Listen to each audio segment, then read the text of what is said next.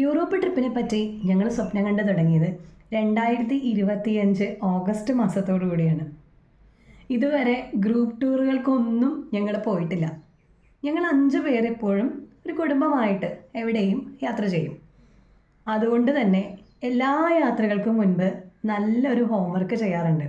അതായത് കാണേണ്ട സ്ഥലങ്ങൾ, അതിൻ്റെ പ്രത്യേകതകൾ, അങ്ങോട്ട് എത്താനുള്ള എളുപ്പമുള്ള യാത്രാമാർഗങ്ങൾ, എങ്ങനെ ടിക്കറ്റ് സംഘടിപ്പിക്കും, എങ്ങനെ ബുക്ക് ചെയ്യും, എന്തൊക്കെയാണ് പ്രത്യേകമായിട്ട് നമ്മുടെ കയ്യിൽ കരുതേണ്ടത്, ഏത് സെൻറ്ററിലെ അല്ലെങ്കിൽ ട്രാവൽ ഏജൻസിയുമായിട്ട് ബന്ധപ്പെട്ടാലാണ് എല്ലാ കാര്യങ്ങളും ഭംഗിയായിട്ട് മുൻകൂട്ടി അറേഞ്ച് ചെയ്തു തരിക എന്നുള്ള കാര്യങ്ങളൊക്കെ വിശദമായിട്ട് തന്നെ പഠിക്കാറുണ്ട്. ഞങ്ങളിതിനു മുൻപ് 2 തവണ ഗോവയിൽ പോയിരുന്നു. ഈ 2 തവണ ഗോവയിൽ പോയപ്പോഴും ഞങ്ങൾ വിമാനം ഇറങ്ങി പുറത്ത് കടന്നപ്പോഴേക്കും കാറ് ഞങ്ങൾക്ക് വേണ്ടി കാത്തു നിന്നിരുന്നു. കാറ് ബുക്ക് ചെയ്തിരുന്നു നേരത്തെ തന്നെ. അപ്പോൾ ഞങ്ങൾ അവിടെയുള്ള ദിവസങ്ങൾ മുഴുവൻ ഈ കാറ് ഞങ്ങൾക്ക് സ്വന്തമായിട്ട് ഉപയോഗിക്കാമായിരുന്നു. തിരിച്ച് നമ്മൾ വിമാനത്താവളത്തിലെത്തുമ്പോൾ അതിൻ്റെ കീ കൊടുത്താൽ മതി. കാറെല്ലാം ചെക്ക് ചെയ്തിട്ട് കുഴപ്പമൊന്നുമില്ല എന്നുള്ള ഒരു സർട്ടിഫിക്കറ്റ് നമുക്ക് തരും. ചെറിയൊരു കോഷൻ ഡെപ്പോസിറ്റ് ആദ്യം അടയ്ക്കണമായിരുന്നു. അതുപോലെ തന്നെ ഹോട്ടലുകളെല്ലാം ഞങ്ങൾ നേരത്തെ ബുക്ക് ചെയ്യും, എല്ലാവരും ചെയ്യുന്ന പോലെ തന്നെ. അപ്പോൾ അതുകൊണ്ട് തന്നെ യാത്രകളൊക്കെ ഭയങ്കര നല്ലതായിരുന്നു. നമുക്ക് ഇഷ്ടം പോലെ സമയവും കിട്ടി.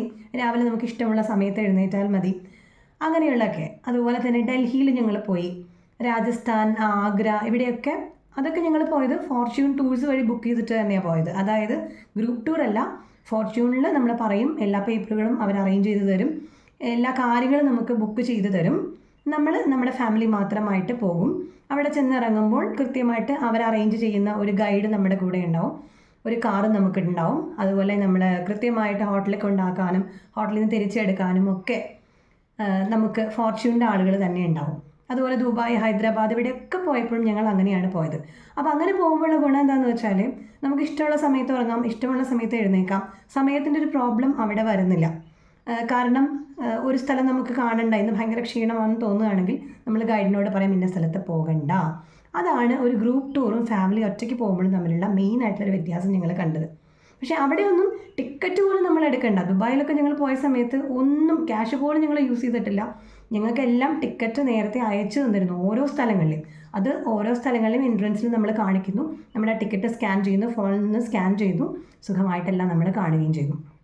ഹോട്ടൽ റൂമുകളൊക്കെ നേരത്തെ ഓരോ സ്ഥലങ്ങളിലെയും, ഇപ്പം നമ്മൾ ദുബായ്, അബുദാബി, ഷാർജ, ഇവിടെ എല്ലാം പോയപ്പോഴും നേരത്തെ തന്നെ എല്ലാം ബുക്ക് ചെയ്ത് കണക്ഷൻ നമ്മുടെ ട്രാവലിംഗ് വരെ ബുക്ക് ചെയ്ത് ഫോർച്യൂണുകാർ തന്നിരുന്നു.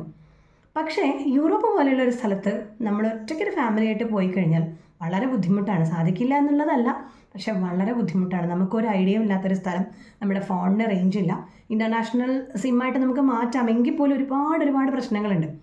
അപ്പോൾ യൂട്യൂബ്, ഇൻസ്റ്റാഗ്രാം എന്നിവയുടെ സഹായത്തോടെ ഞങ്ങൾ ആദ്യം ചെയ്തത് യൂറോപ്പിലെ പ്രധാനപ്പെട്ട സ്ഥലങ്ങൾ കണ്ടുപിടിക്കുക എന്നുള്ളതാണ്.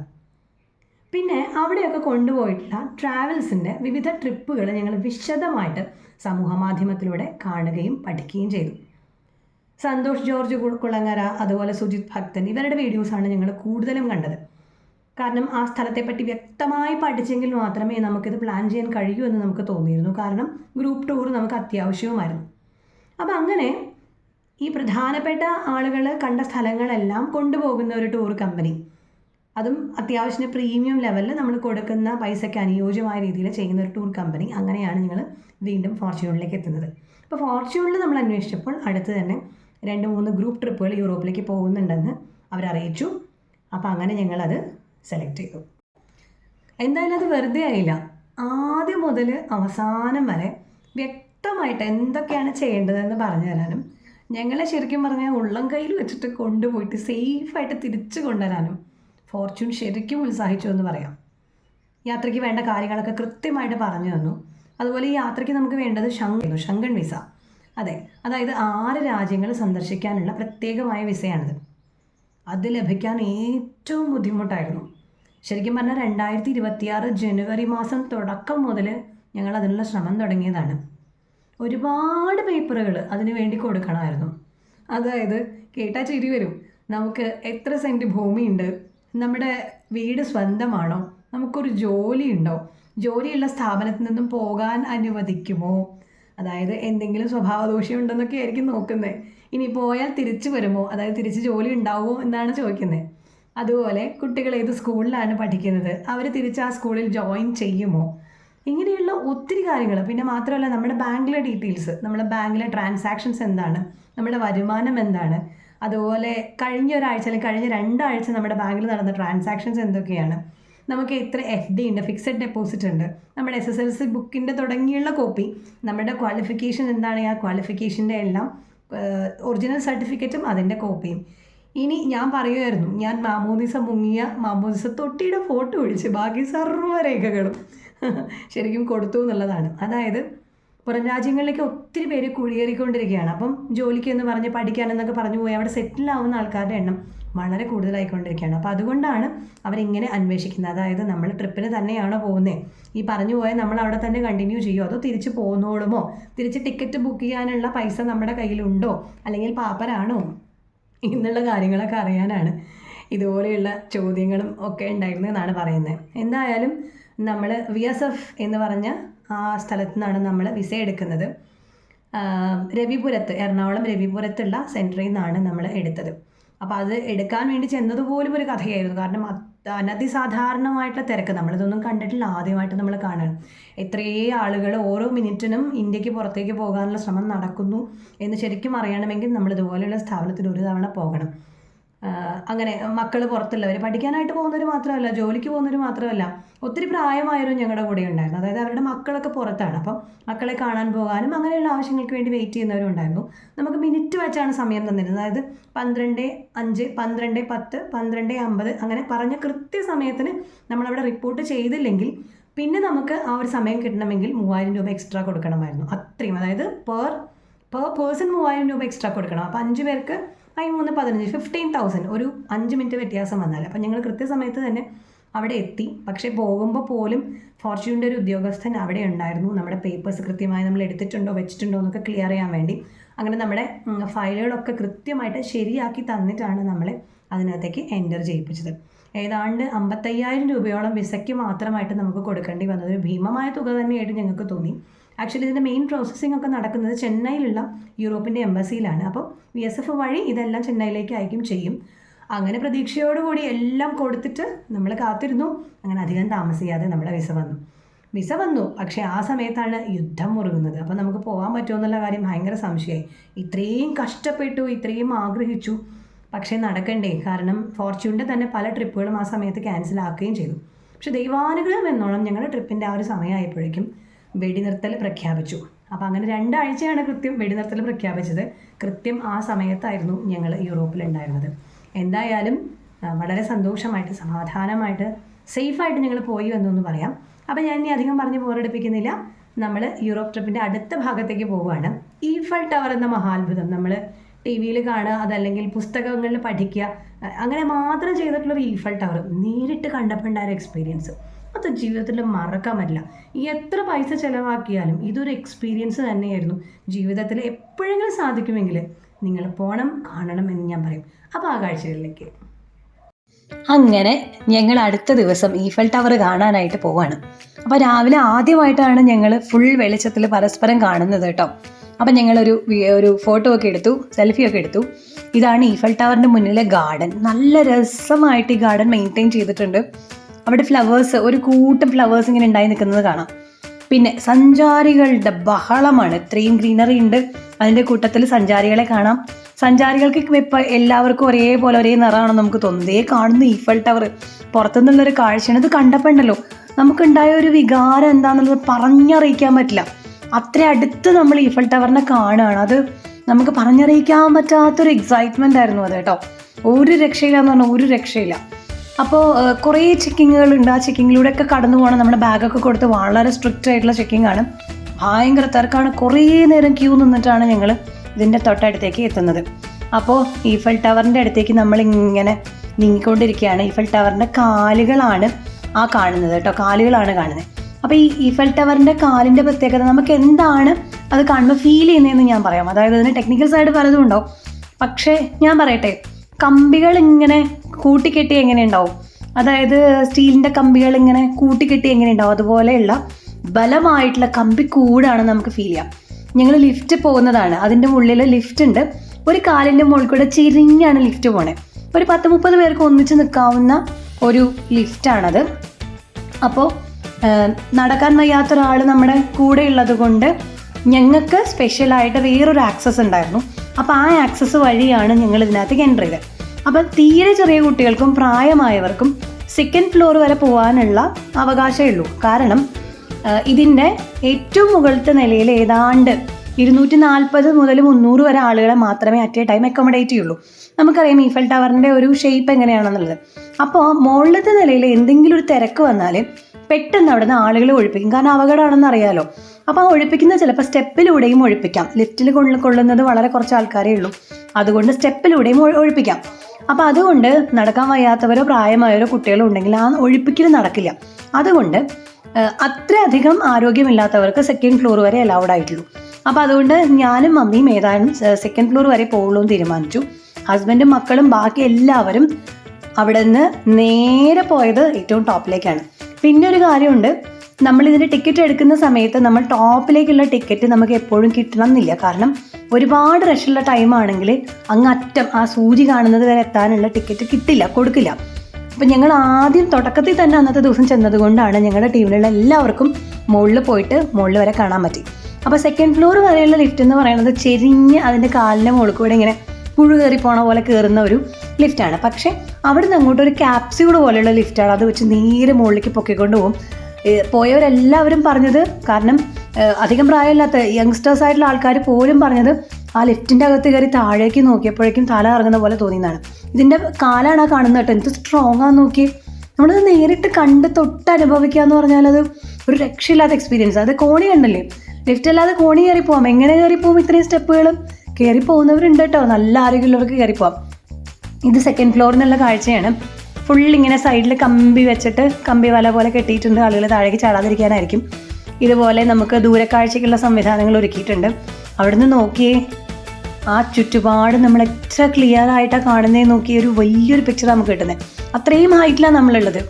നല്ല തണുപ്പാണ് കേട്ടോ, ഒരു 10 ഡിഗ്രീന് താഴെ എന്തായാലും ഉള്ളൂ. നല്ല തണുപ്പാണ്. ഞാൻ വീഡിയോ എടുക്കാൻ വേണ്ടി ക്യാപ്പ് ഊരി വെച്ചതാണ്. എല്ലാവരും ജാക്കറ്റ് ഇട്ട് നടക്കുന്നത് കണ്ടോ.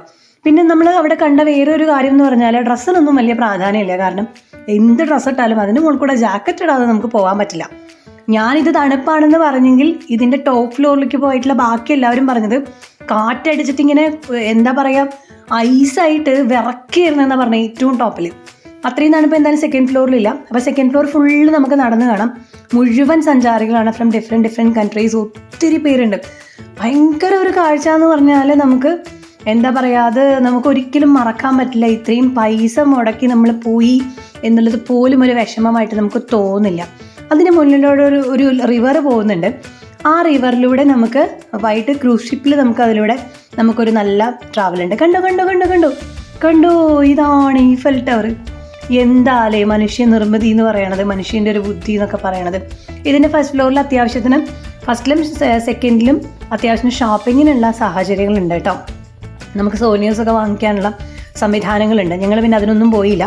ഞങ്ങൾ നട്ടെന്ന് കാണുമായിരുന്നു. ഞാൻ മമ്മീനെ ഒരു സ്ഥലത്ത് ഇരുത്തിയിട്ട് ഞാനൊന്ന് റൗണ്ട് അടിച്ചു വന്നു.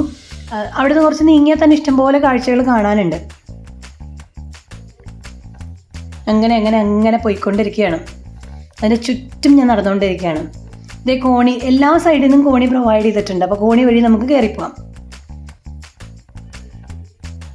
തൂണുകൾ കണ്ടോ, എത്ര സ്ട്രോങ് തൂണുകളാണെന്ന് കണ്ടോ.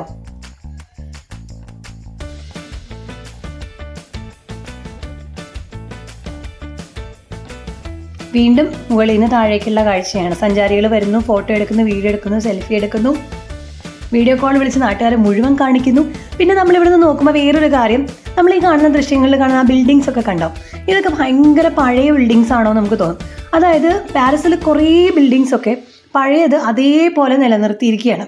അത് അങ്ങനെയാണെന്നാണ് പറയുന്നത്. പക്ഷേ ഇവിടുന്ന് ഈ ഒരു ഭാഗം കഴിഞ്ഞ് നമ്മൾ വീണ്ടും നീങ്ങി കഴിയുമ്പം ഏറ്റവും അൾട്രാ മോഡേൺ രീതിയിലുള്ള ബിൽഡിങ്സ് നമുക്ക് കാണാൻ പറ്റും. ഇതൊക്കെ കാണുമ്പോൾ നമ്മുടെ വളരെ എത്രയോ നാളുകൾക്ക് മുമ്പ് ഉണ്ടാക്കിയ ബിൽഡിംഗ് പോലെ നമുക്ക് ഫീൽ ചെയ്യും കേട്ടോ. പക്ഷെ ആ റിവറൊക്കെ കണ്ടോ, നല്ല ക്രിസ്റ്റൽ ക്ലിയർ വാട്ടറാണ്, ഗ്രീൻ കളർ വാട്ടറാണ്. നല്ല തണുപ്പാണ്. ക്രൂസ് ഷിപ്പിലെ ജേർണിക്ക് പോയപ്പോഴും ഭയങ്കര തണുപ്പായിരുന്നു.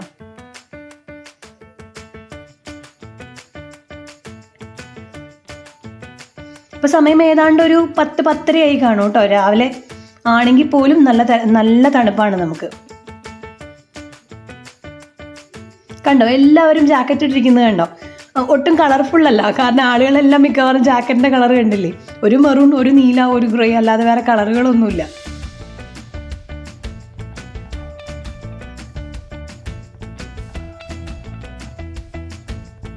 പണ്ട് ദുബായി പോയപ്പോൾ ബുർജ് ഖലീഫയുടെ മുകളിൽ നിന്നായിരുന്നു ഇങ്ങനെ ഒരു വ്യൂ കിട്ടിയിട്ടുണ്ടായിരുന്നത് കേട്ടോ. അതിനുശേഷം പിന്നീട് ആദ്യമായിട്ടാണ് ഇങ്ങനെ കാണുന്നത്. എന്തായാലും അത്യാവശ്യത്തിന് ഞങ്ങൾ ഫോട്ടോ ഒക്കെ എടുത്തു, കാരണം ഇതൊരു മെമ്മറിയാണ്, ഒരിക്കലും മറക്കാൻ പറ്റാത്തൊരു കാര്യമാണ്. അതിനിടയ്ക്ക് കുറച്ച് ഞങ്ങൾക്ക് മെക്സിക്കോക്കാരെ കിട്ടി. അപ്പോൾ അവരുടെ അടുത്ത് സംസാരിച്ച് തുടങ്ങിയപ്പോൾ ഭയങ്കര ഹാപ്പിയായി. അപ്പോൾ അവരുടെ കൂടെ നിങ്ങൾ ഫോട്ടോ ഒക്കെ എടുത്തു. വീണ്ടും കണ്ടില്ലേ അതിൻ്റെ ഒരു ഭംഗി? എൻ്റെ ദൈവമേ, പറയാൻ വയ്യ. ആളുകൾ കയറി നിൽക്കുന്നത് കണ്ടോ? എത്ര വർഷങ്ങൾക്ക് മുൻപ് ഉണ്ടാക്കിയതാണ്. എഞ്ചിനീയറിങ് ഇത്രമാത്രം സാങ്കേതികമായിട്ട് നമ്മുടെ ലോകം വികസിച്ചു എന്നതിൻ്റെ ഒരു തെളിവ് കൂടിയാണത്. ചൂടുകാലത്ത് ഇതിൻ്റെ സൈസിൽ വ്യത്യാസം വരുമെന്നാണ് പറയണത്, ഈ ലോഹങ്ങൾ വികസിച്ചിട്ടേ.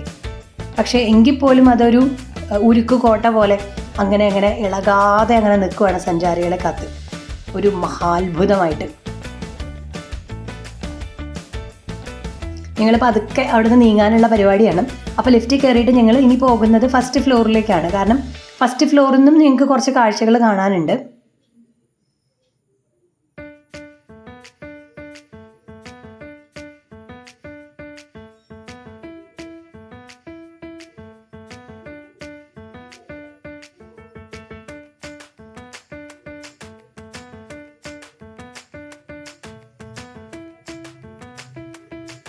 കണ്ടോ, ആ നടുവിൽ കാണുന്ന അതിലൂടെയാണ് കുഞ്ഞ് ക്യാപ്സ്യൂൾ ലിഫ്റ്റ് മുകളിലേക്ക് കയറി പോകുന്നത്.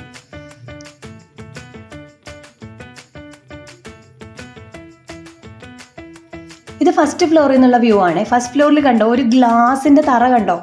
ശരിക്കും പറഞ്ഞാൽ ഞാനത് ആദ്യം കണ്ടില്ലായിരുന്നു, പക്ഷേ അവിടേക്ക് നടന്നു പോയിട്ട് ആളുകൾ പേടിച്ച് പിന്നോട്ട് മാറുന്നത് കാണുമ്പോഴാണ് ഞാൻ ശ്രദ്ധിക്കണം. ഗ്ലാസിൻ്റെ ഫ്ലോറാന്നേ, നമുക്ക് കാല് വെക്കാൻ പറ്റില്ല. കാല് വെച്ചാൽ അതിൻ്റെ താഴെ ഒന്നുമില്ല, ഗ്ലാസ്സാണ്. കാര്യം ആ ഗ്ലാസ് സ്ട്രോങ് ഒക്കെ ആണെങ്കിലും അതിൻ്റെ താഴെ എന്തൊരു കുഴിയാണ്, അത്ര ഹൈറ്റിലാണ് നിൽക്കുന്നത്. നമുക്ക് പേടിച്ചിട്ട് അങ്ങോട്ട് വെക്കാൻ പറ്റില്ല. ഞാനൊരു ട്രയലൊക്കെ നടത്തി നോക്കി, പക്ഷേ എൻ്റെ മനസ്സ് സമ്മതിച്ചില്ല. അത് വേറൊരു അതിശയമായിരുന്നു.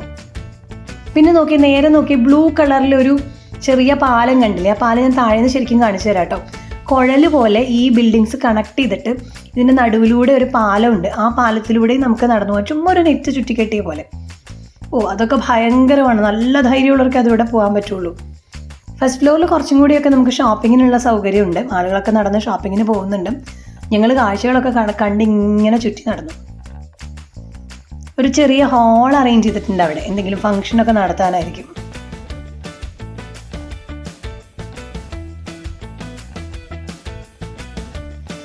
കൊടിജാഥകൾ പോകുന്നത് കണ്ടോ? ഈഫൽ ടവറിൻ്റെ അവിടെ എത്തിയപ്പോൾ ഉണ്ടല്ലോ ഒത്തിരി ആളുകളാണ്. ഇതുപോലെ കൊടിയും പിടിച്ച ഒരാൾ മുന്നിൽ പോവും, പിന്നാലെ കുറേ ആൾക്കാരും. ചിലപ്പോൾ അതൊരു കൺട്രിയുടെ ആയിരിക്കാം, ഒരു ട്രിപ്പിൻ്റെ ഒരു ഗ്രൂപ്പിൻ്റെ ആയിരിക്കാം. ഞങ്ങൾക്കും ഉണ്ടായിരുന്നു ഒരു കൊടി, ഫോർച്യൂണിൻ്റെ കൊടി. ഈ കൊടി പിടിച്ച് ആ കൊടിയുടെ പുറകിലാണ് ആളുകൾ നടക്കുന്നത്. അപ്പോൾ കൊടിക്കാർക്ക് ഒരു തൊപ്പിയോ ഒരു ബാഗോ ഞങ്ങളെപ്പോലെ പ്രൊവൈഡ് ചെയ്തിട്ടുണ്ടായിരിക്കും. അങ്ങനെയാണ് ഐഡൻറ്റിഫൈ ചെയ്യുന്നത് പോലും.